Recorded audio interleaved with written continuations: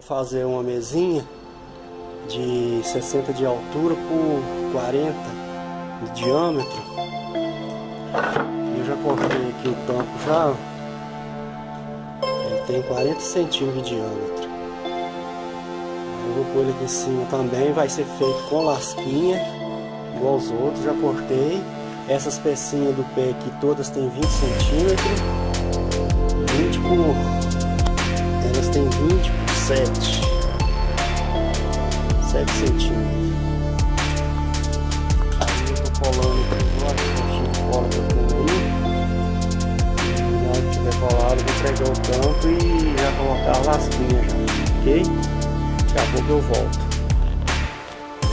Tá prontinho a mesinha. 60 de altura por 40 de diâmetro. Agora vou forrar ela com a lisquinha. Prendi aqui por baixo. Muito bom, gostei do resultado.